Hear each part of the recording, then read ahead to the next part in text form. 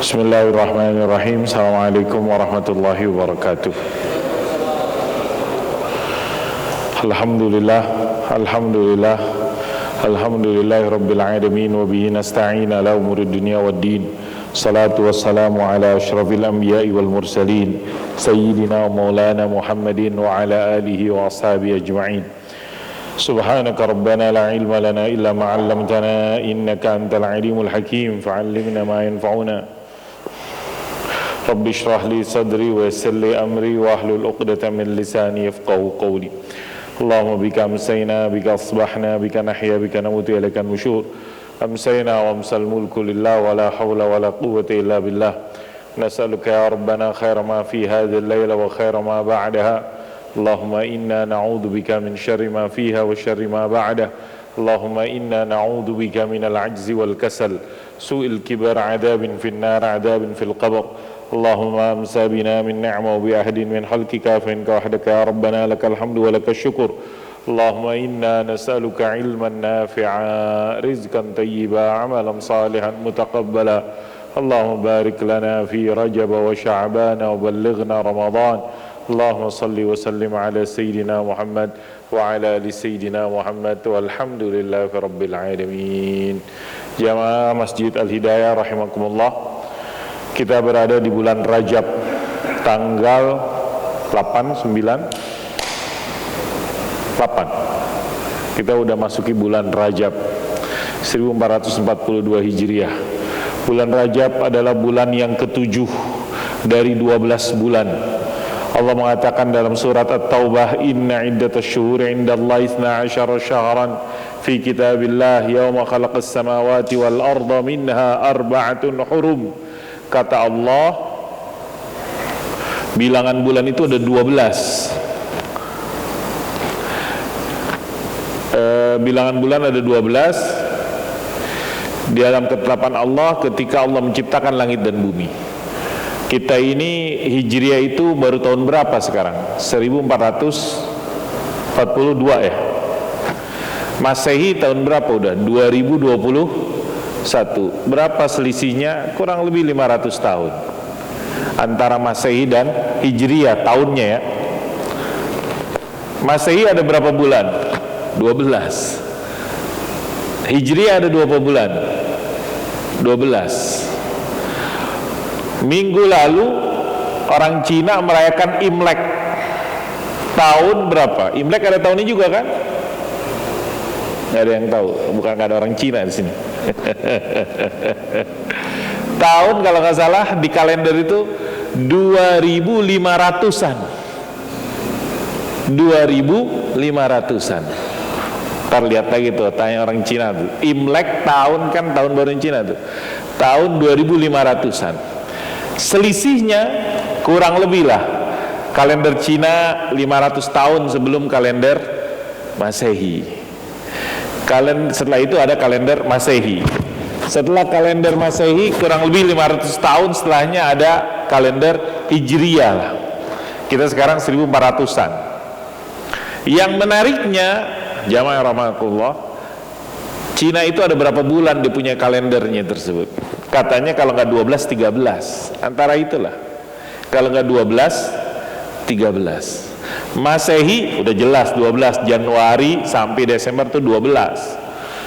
Hijriyah Allah mengatakan di Al-Quran, yauma khalaqa iddatasy syuhuri indallahi 12 syahran, 12 bulan. Ada pemahaman dari dulu emang Allah udah tetapkan namanya waktu itu setahun berapa? 12. Sehingga walaupun dia bukan orang Islam, orang Cina misalnya, dengan ilmu yang dikasih oleh Allah, dia ketemu sampai ya setahun itu dalam inian dia ada berapa? 12 bulan. Sebelum Nabi Muhammad lahir 500 tahun sebelumnya, orang-orang Masehi udah punya tuh patokan Gregorian kalender atau apa. Yang sekarang udah tahun 2021. Berapa bulan mereka punya? 12 juga. Sebelum Nabi Muhammad lahir, orang-orang Arab udah mengenal tuh bulan-bulan, cuman dia nggak pakai tahunnya aja gitu. Tapi bulan-bulannya udah ada, dia udah tahu bulan Muharram, bulan Safar, Rabiul Awal tuh udah ada, nama-nama bulan tuh udah ada, mereka udah punya. Berapa juga? 12. Shadaqallahul azim, benarlah Allah subhanahu wa ta'ala. Nanti lihat tuh, di Cina itu kalau nggak salah kalender antara 12-13 tuh sebulan, setahun mereka patokannya. Memang kalau dia punya Imlek nggak lewat dari Januari dan Februari, dia punya aturan sedemikian rupa. Pokoknya kalau nggak Januari, Februari dia punya aturan, balik lagi dan begitu. Kalau kita umat Islam ya hari rayanya ya kalau berdasarkan, kalau dilihat kalendernya Masehi bisa pindah-pindah terus. Kadang di Januari tahun ini insya Allah Idul Fitri itu akan jatuh Mei kali, kurang lebih di bulan Mei. Bisa jadi tahun berikutnya kalau nggak di bulan Mei udah naik ke bulan April terus dan seterusnya. Cuman yang menariknya, baik dia punya hitungan kalender Cina ataupun kalender Masehi, apalagi kita kalender Hijriah, bulannya itu sama juga, 12 bulan. 12 bulan. Benarlah Allah ketika mengatakan di dalam Al-Quran surat At-Taubah ayat 36, bilangan bulan itu ketika Allah menciptakan langit dan bumi, Allah tetapkan berapa bilangannya dalam setahun? 12. Kata Allah, dari 12 bulan tersebut minha arba'atun hurum, ada 4 yang disebut dengan bulan hurum, bulan haram. Rasulullah SAW menjelaskan dalam hadisnya apa aja bulan 4 tersebut. 3 berturut-turut, Zulqa'dah, Zulhijjah, Muharram, dan 1 yang sekarang kita ada nih, Rajab Mudhar. Kata Nabi dalam riwayat, wa Rajabu Mudhar. Kata ulama, Mudhar itu apa? Mudhar itu dikatakan bangsa kabilah Arab yang mengistimewakan bulan Rajab, mengagungkan bulan Rajab. Kata Nabi, dan Rajab Mudhar di antara Jumada dan Sya'ban. Sekarang kita ada di bulan Rajab. Kata ulama, Rajab itu dari kata-kata Rajab tarjib, artinya ta'zim, mengagungkan, memuliakan, mengistimewakan, membesarkan. Karena bangsa Arab bulan Rajab diistimewakan, apalagi yang namanya kabilah Mudhar. Bahkan dalam keterangan ada mereka punya sembelihan yang disembeli di bulan Rajab yang dinamakan Atirah. Atirah. Kalau kita umat Islam sembelihannya di Idul Adha, tapi ada dulu bangsa jahiliyah ada Atirah. Ketika masuk bulan Rajab disebut juga Rajabiyah. Bulan Rajab Allah mengatakan termasuk bulan haram. Apa maksudnya bulan haram? Dia selain yang dipilih oleh Allah menjadi dari 4 bulan-bulan yang hurum, juga di situ karena di situ dilarang perang. Yas'alunaka 'anis syahril haram. Dalam Al-Quran ada, mereka bertanya kepada engkau wahai Nabi Muhammad, bulan haram, apa yang ditanya? Qital, perang di dalamnya. Qul qitalun fi kabir wa saddun 'an sabilillah. Di dalam ayat yang surat At-Taubah ayat 36 Allah mengatakan fala tazlimu fihinna anfusakum. Jangan kau berbuat zalim di dalamnya. Para ulama mengatakan di dalamnya, kata gantinya itu kembali kemana? Apakah ke-12 karena Allah menyebutkan bilangan bulan ada 12, atau ke-4 karena dari 12 bulan tersebut ada 4 haram? Para ulama banyakkan yang kita pahamin kembalinya di situ, jangan berbuat zalim di dalamnya. Yang paling dekat yaitu 4. Apa pemahamannya? Berbuat zalim dilarang sepanjang masa, apalagi kalau di bulan haram. Berbuat zalim kita dilarang, apalagi kalau itu di bulan haram. Berbuat maksiat dilarang, apalagi kalau di kota Mekah. Nanti hadis yang kita bicarakan berhubungan dengan keistimewaan daripada kota Mekah. Mungkin logikanya kayak gitu. Istri-istri Nabi Muhammad SAW, kalau dia berbuat baik, dia akan mendapatkan keistimewaan, keutamaan dan seterusnya. Tapi kalau sebaliknya, may ya'ti minkunna bi fahishatin, kan ada tuh di dalam Al-Qur'an. Cerita kisah kata Allah tentang istri-istri Nabi. Tapi kalau engkau wahai istri-istri Nabi melakukan perbuatan sebaliknya yang kurang baik, yang lain-lain, yudha'ab, ditambahin juga, didobelin gitu loh. Sehingga ada pemahaman bagus juga di bulan Rajab kita melaksanakan amal-amal soleh sunnah yang banyak macam-macam. Karena apa? Karena bulan Rajab dikatakan bagaikan, ada dua perumpamaan yang disebutkan dalam kitab kata para ulama. Pertama, bagaikan orang menanam bulan Rajab. Bulan Sya'ban bagaikan menyirami, dan di bulan Ramadan bagaikan memanen. Siapa yang tidak menanam dan tidak menyirami, bagaimana nanti di bulan Ramadan dia akan panen. Apa yang mau bisa dilakukan, perbanyaklah amal-amal baik yang bisa kita lakukan.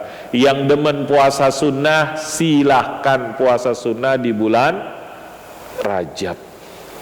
Yang demen bersedekah, silahkan banyak bersedekah di bulan Rajab. Yang demen amal soleh tilawah Quran, silakan macam-macam.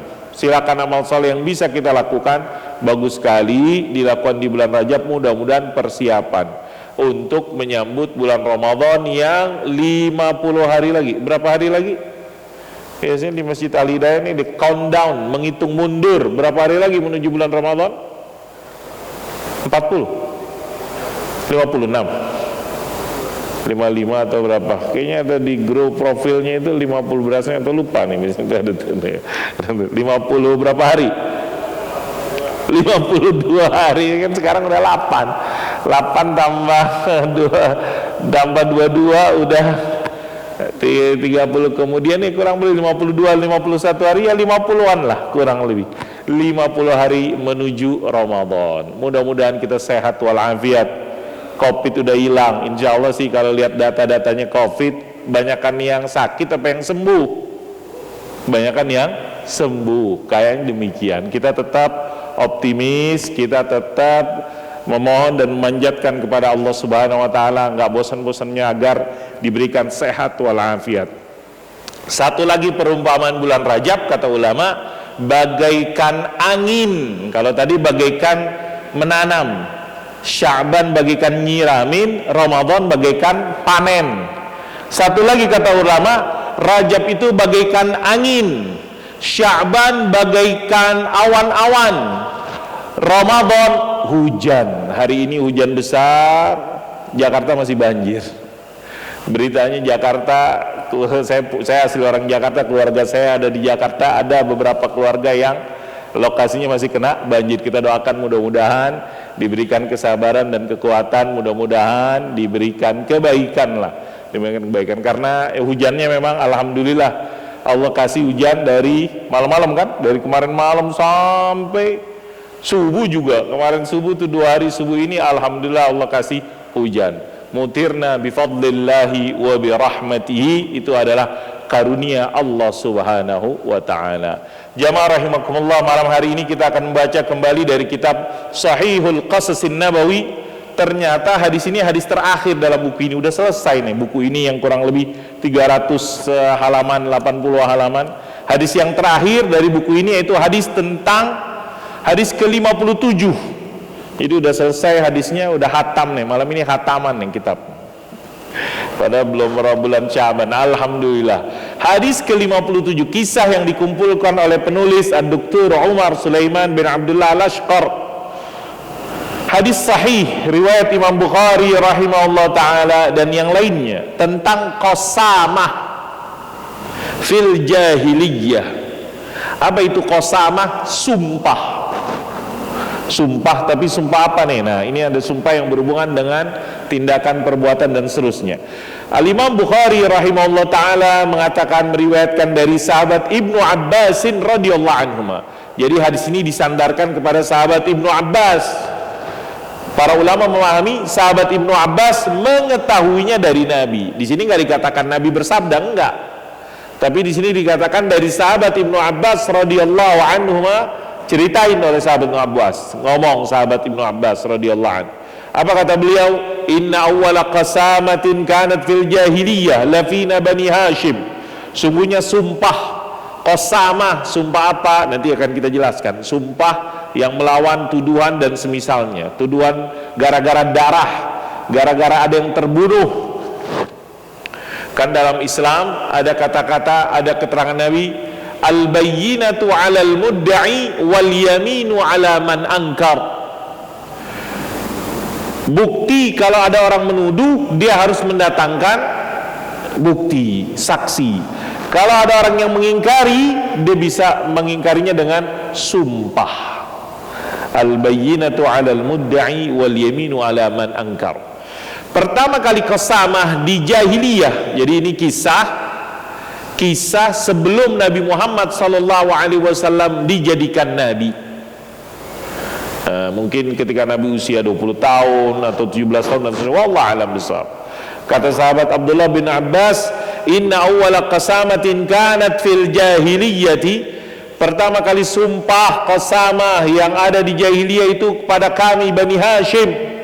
Kana rajulun min Bani Hashim istajaru rajulun min Quraisyin min fakhidin ukhra. Ada seorang dari kaum bangsa kami disewalah orang untuk kerja dari kabilah oleh kabilah lain. Kemudian disewa untuk apa? Ya untuk bertugas, untuk nemenin, untuk saat itu menjaga hartanya. Apa hartanya? Hewan, unta. Fantalaqa ma'ahu fi ibilih. Berangkatlah untuk menjaga untanya. Ada beberapa ekor unta nggak disebutkan di sini. Famar rajulun min Bani Hashim qadin qata'at urwatu juwaliqihi. Ketemu dengan temannya yang putus tali tasnya gitu. Tas kan ada talinya, mungkin saya memahaminya demikian. Walaupun tasnya tersebut dahulu yang terbuat dari kulit juwaliq. Kemudian dia bilang, aghithni biqalin ashuddu bi urwata juwaliqi. Ini dong, apa bahasa saya, pinjemin dong atau bantuin dong, berikan saya tali untuk ngikat tas ini nih yang ada talinya tersebut. La tanfirul ibil, dikasih dah. Fa'atau iqalan, dikasih tali. Fashadda bi urwata juwaliqihi.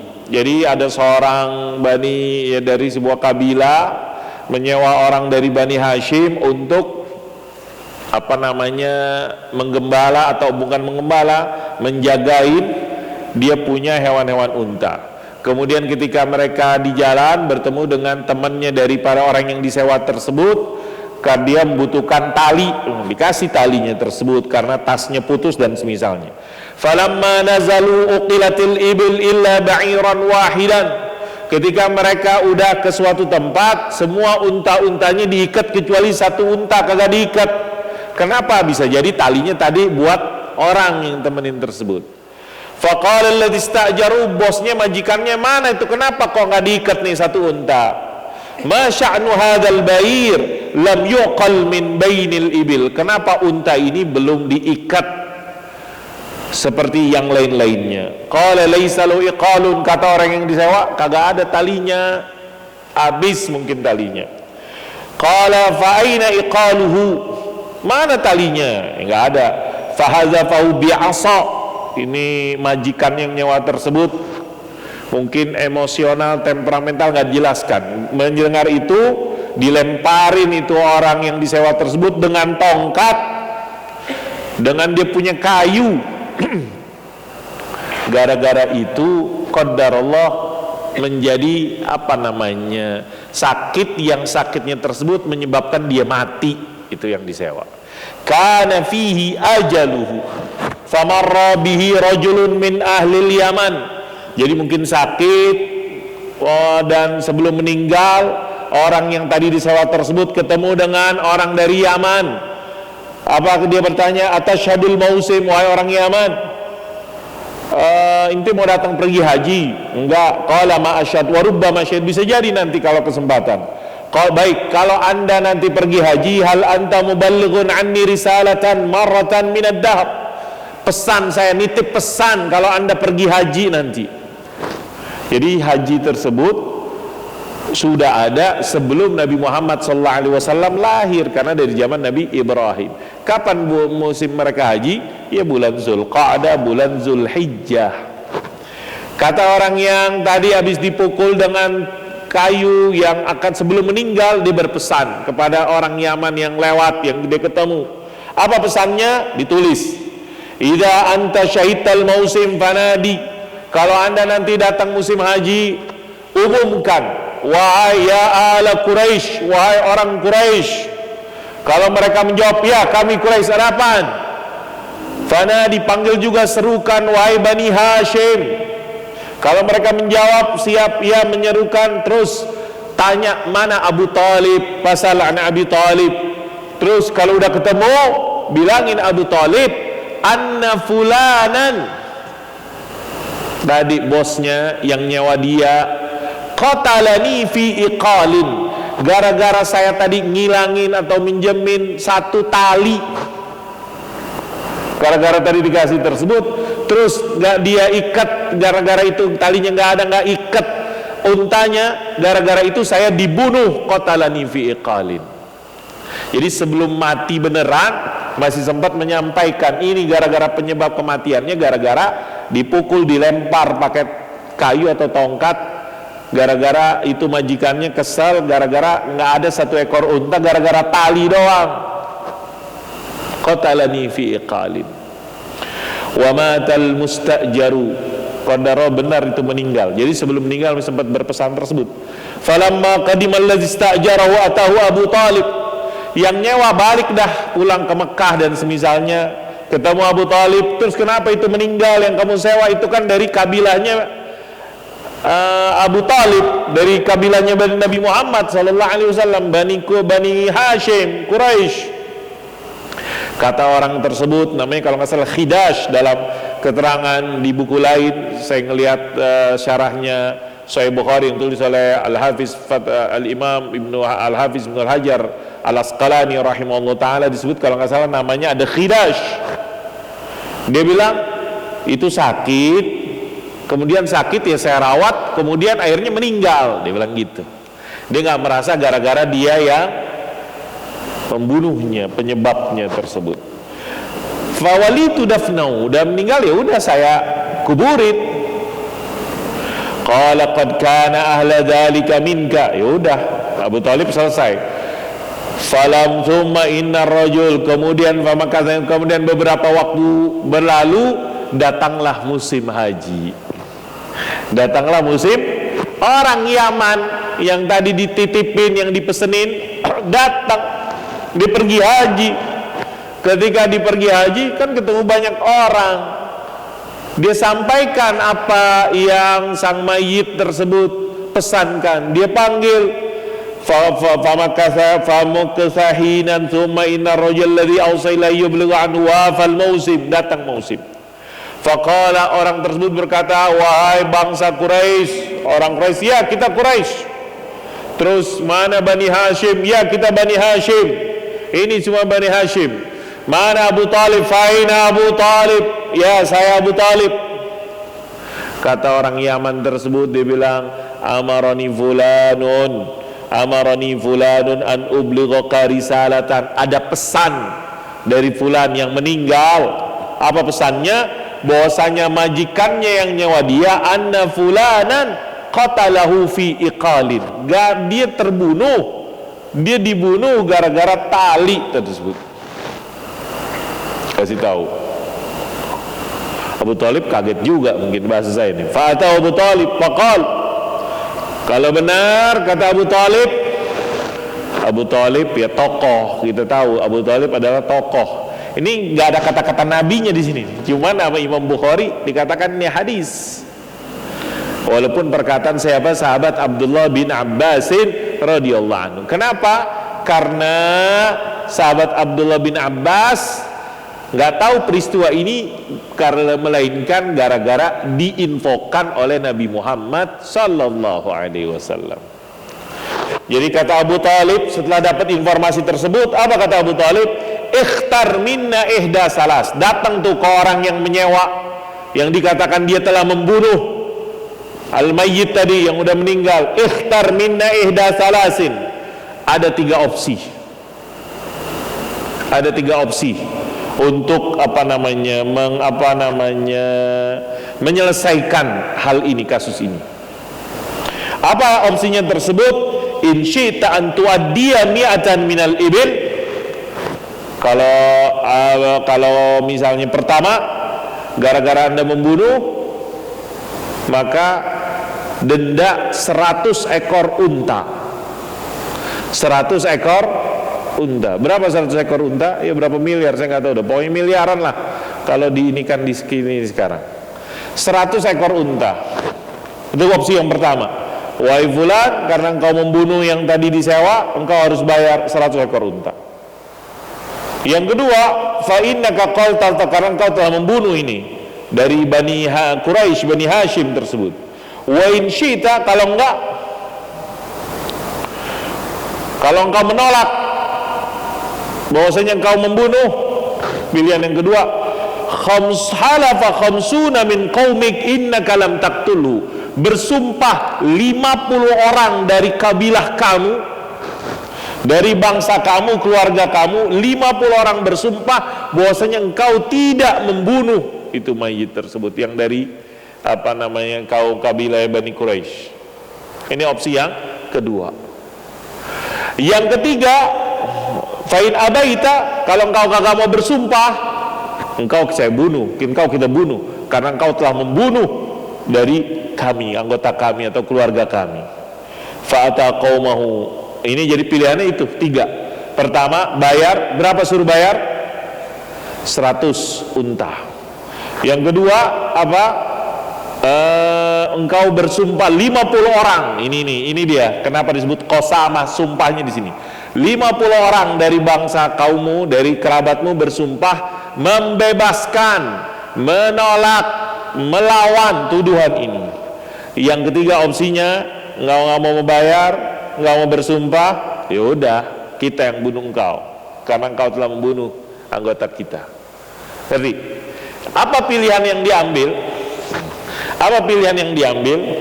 Fa'ata qaumahu. Dia itu yang tadi dituduh yang namanya khidash jahiliyah. Saya nggak tahu apakah masuk Islam atau enggak, wallah alam bissawab. Jadi ini cerita kata sahabat Abdullah bin Abbas fil jahiliyah. Nabi belum dilantik jadi nabi. Nabi belum dilantik jadi nabi. Kemudian dia datang ke kaumnya. Dia tanya, "Gimana nih?" Kata kaumnya, "Kita bersumpah. Nahlif." Kita bersumpah. Berapa orang yang disuruh bersumpah? 50 orang. Kita bersumpah, nanti pada waktunya mereka akan bersumpah. Di sini dipahami bersumpahnya itu dikatakan dalam keterangan para ulama, tempatnya di kota Mekah, di depan Ka'bah, di antara rukun dan makom. Saya nggak tahu persis, mungkin rukun, apakah rukun Yamani atau rukun Hijri Ismail, pokoknya dikatakan di situ antara rukun dan makom, disitulah tempat mereka akan bersumpah. Bersumpah untuk apa? Melawan tuduhan tersebut, melawan pesan bahwasanya dia meninggal gara-gara dibunuh. Fa'atatu, sebelum waktu sumpah tersebut terdatang, mungkin beberapa hari atau enggak disebutkan, datanglah ke Abu Talib imra'atun min Bani Hashim kanat tahta rajul minhum qad walad law faqalat ya Abu Talib uhibbu an tujiza ibni hadha bi rajulin minal khamsin. Ada satu orang dari keluarga yang akan bersumpah, kan dari 50 orang tersebut ada satu orang wanita dari kabilah Bani Hashim yang dia udah ada hubungan dengan wanita, dengan laki-laki dari kabilah yang tertuduh tersebut. Kemudian wanita tersebut bilang kepada Abu Talib, "Wahai Abu Talib, ini anakku harusnya kudu sumpah nih, tapi saya minta engkau antujiza ibni hadza bi rajulin minal khamsin." Artinya dikasih dispensasi, atau dalam keterangan di sini dia siap membayar. Jadi kalau tadi pilihan yang pertama adalah 100 ekor unta, kalau kemudian pilihan yang kedua dengan 50 sumpah, maka asumsinya satu orang yang bersumpah itu setara 2 ekor unta. Karena berapa disuruh bayar? 100, kalau enggak 50 orang bersumpah. Maka seorang wanita tersebut dia mohon kepada Abu Talib biar dia enggak sumpah, gantinya sumpah, dua anaknya daripada anaknya sumpah, siap membayar 2 ekor unta. Jadi ada keterangan antujiza iwal antahum wa minal yamin wa qila yatujiru birra minal ijarah. Ada pemahaman demikian. Itu satu. Wala tusbir yaminahu haitsu tusbarul aiman. Dia enggak perlu bersumpah.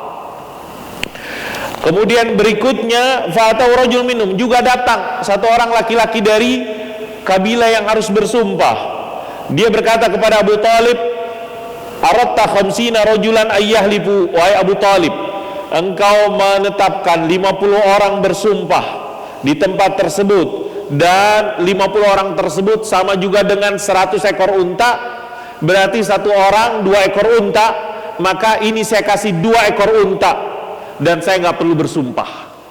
Jadi udah ada 2 yang rela membayar 2 ekor unta masing-masing daripada bersumpah. Datanglah waktu bersumpah. Dikatakan di sini wajah samaniyatun. Abu Talib menerima tuh tadi 2 orang tersebut yang minta dispensasi dan pengecualian, ataupun dia bersiap menggantinya dengan dengan bayar 2 ekor unta masing-masing. Pada waktunya datanglah, berarti berapa yang harus bersumpah sekarang? Berapa yang harus bersumpah? Kan tadi harus 50. 2 orang sudah menebus dengan 2 ekor. Maka datanglah yang dikatakan samaniyatun wa arba'un, 48. Kan tadi surah Abu Talib berapa? 50. 2 udah kita nggak mau bersumpah. Datanglah 48. Mereka bersumpah.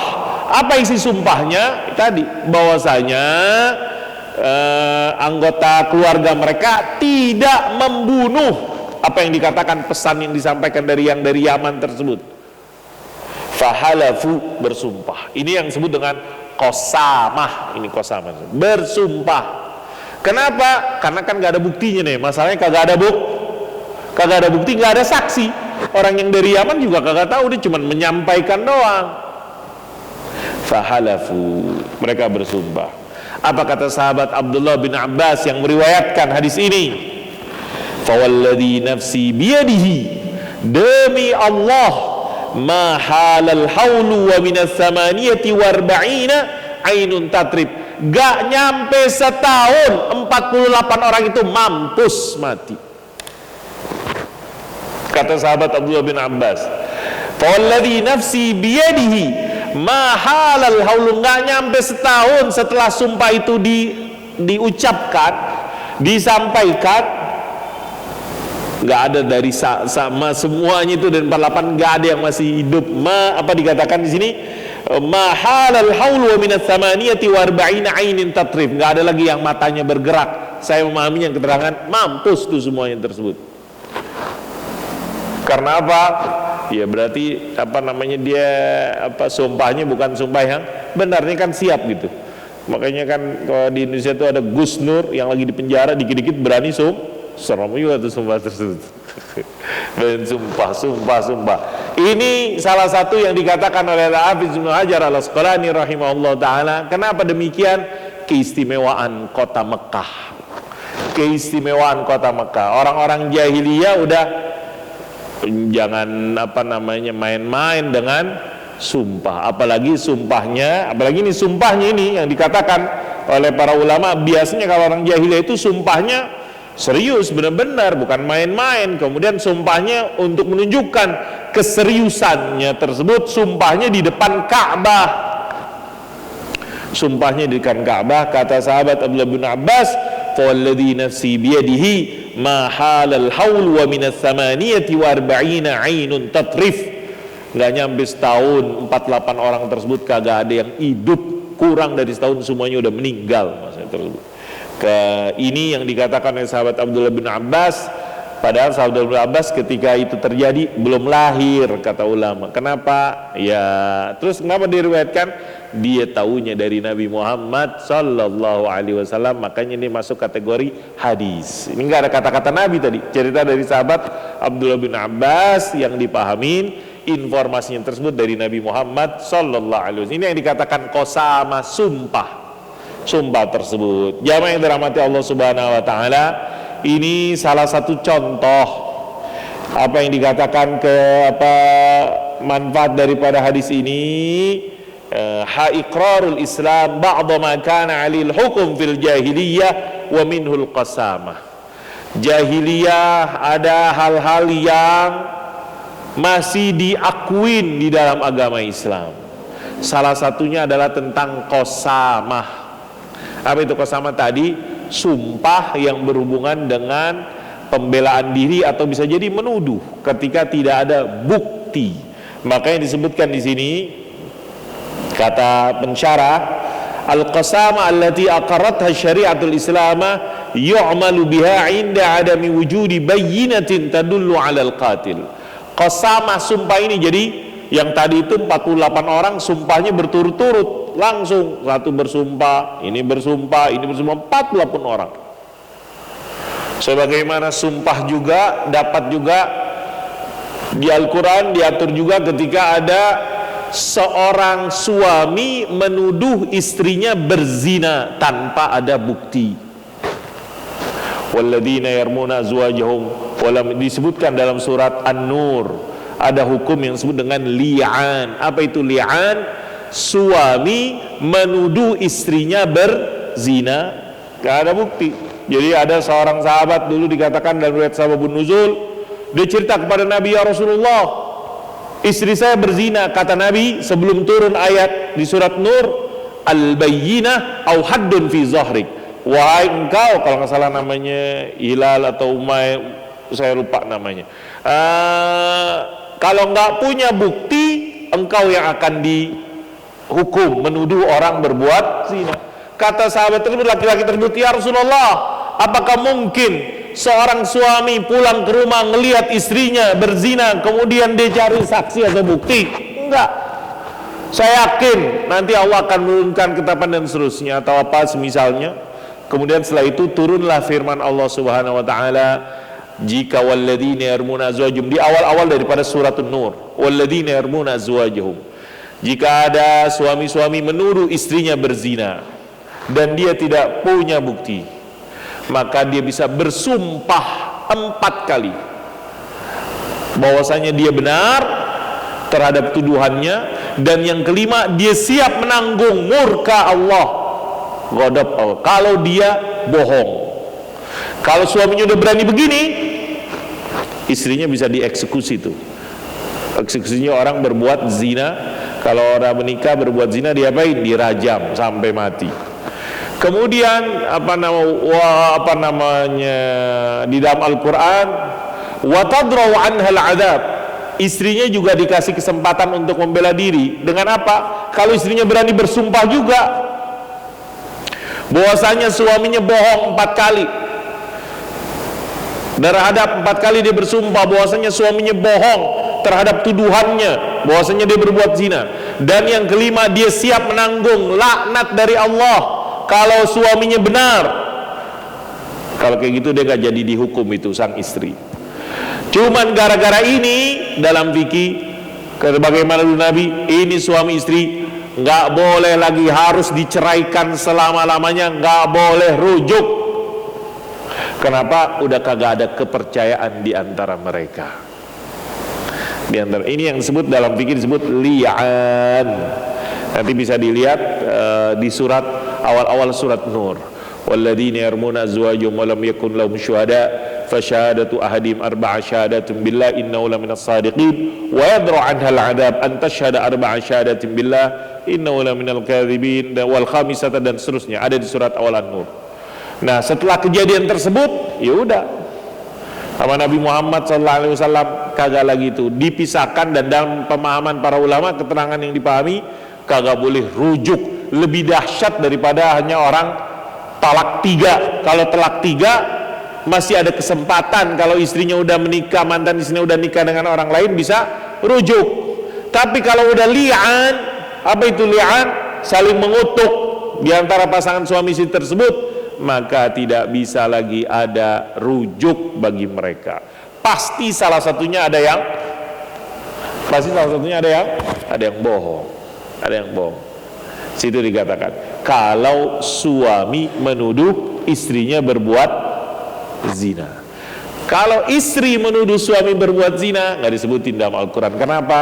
Karena ada pemahaman, bisa jadi itu bukan wanita lain, tapi itu istrinya, cuman kagak dikasih tahu lagi, dia kawin lagi, kawin kedua, kawin ketiga, kan bisa jadi. Kalau istri menuduh suami, itu bukan saya berzina, itu udah saya nikahin, tapi saya nggak kasih tahu kamu. Itu mungkin ya, kalau istri menuduh suaminya, walaupun mungkin juga dia berzina. Na'udzubillah summa na'udzubillah. Jadi terakhir udah habis. Qasama ini cerita Qasama. Pertama, jadi Qasama diakui dalam Islam masih sebagaimana jahiliyah. Kemudian jawaz taghliz 'ala al-hal fil amri al-'azim fa in kana fi Makkah yalzul masjidna. Untuk menseriuskan perkara ini, maka bukan perkara remeh, ini nyawa manusia. Maka di sini disebutkan oleh penulis pensyarah, sumpahnya tersebut sebagaimana dipahami para ulama dilakukan di antara rukun wal maqam, di depan Ka'bah, dan ini yang dikatakan salah satu keistimewaan kota Mekah, karena kalau sumpah, jadi dari jahiliyah itu orang udah tahu jangan main-main di kota Mekah, ada rumah Allah Subhanahu wa taala, Baitullah, kota suci, dan banyak kalau misalnya orang-orang jahiliyah juga udah takut, juga nggak sembarangan, serius menghormati daripada kota Mekah. Hadza billahi taufik. Demikian selesai buku yang kita baca selama ini. Mudah-mudahan dari kurang lebih ada 57 hadis. Jadi kurang lebih ada 57 hadis yang pernah dibacakan dalam kesempatan majlis ini daripada kisah-kisah Nabi Muhammad sallallahu alaihi wasallam. Bismillahirrahmanirrahim. Alhamdulillahirabbil alamin. Allahumma shalli wa sallim ala sayidina Muhammad wa ala ali sayidina Muhammad. Allahumma anfa'na bima 'allamtana, 'allimna ma yanfa'una, warzuqna ilman yanfa'una. Rabbana taqabbal minna innaka antas samiul 'alim, tub 'alaina innaka antat tawwabur rahim. Rabbana atina fid dunya hasanah wa fil akhirati hasanah wa qina adzabannar. Sallallahu ala sayidina Muhammad wa ala ali sayidina Muhammad walhamdulillahi rabbil alamin. Subhanakallah bihamdika asyhadu an la ilaha illa anta astaghfiruka wa atubu ilaik. Assalamualaikum warahmatullahi wabarakatuh.